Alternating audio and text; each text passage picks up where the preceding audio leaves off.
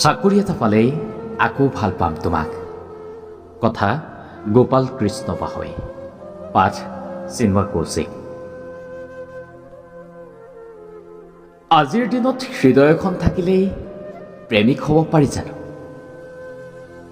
তোমাৰ প্ৰেমিক হ'বৰ বাবে মোৰ এটা চাকৰি থাকিব লাগিছিল আৰু এখন বুলেট। পিতাইৰো চাকৰি নাই, আইৰো চাকৰি নাই। শূন্যত আৰম্ভ হৈ শূন্যতে চলি থকা আমাৰ অভাৱী জীৱন।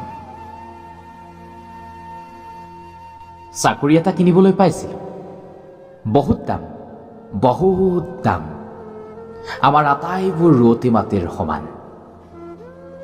মাটিবোৰ বিক্ৰী কৰি কৃষক পিতাৰ কঁকাল ভগাৰ ইচ্ছা নহল। মোতকৈ কম নম্বৰ পোৱা ল'ৰাবোৰো টকাৰ জহত চাকৰি হৈ গ'ল। সেনাবাহিনীৰ ৰেলীত বহুবাৰ চেক কৰিলোঁ, পাছ কৰিও নাপালোঁ।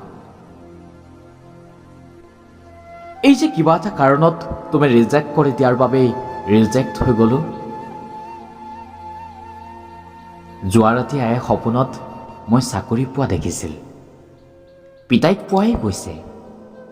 ল'ৰাটোৱে চাকৰি এটা পালে বৰনামঘৰত শৰাই এখন দিম।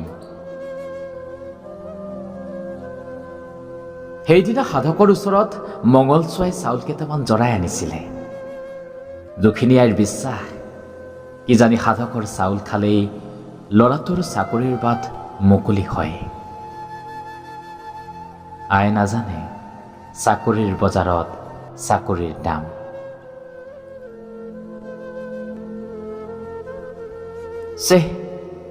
চাকৰি এটা পোৱা হ'লে, বুলেট এখন থকা হ'লে তোমাৰ হ'ব পাৰিলোহেঁতেন চাগে। নোকোৱাকৈ এইটো অনুমান কৰিলোঁ তোমাৰ হৃদয়ৰ দাম। তুমি কি বিচাৰা ভাল পোৱাৰ পৃথিৱীত? চাকৰি এটা পালে, বুলেট এখন ল'লে আকৌ ভাল পাম দিয়া।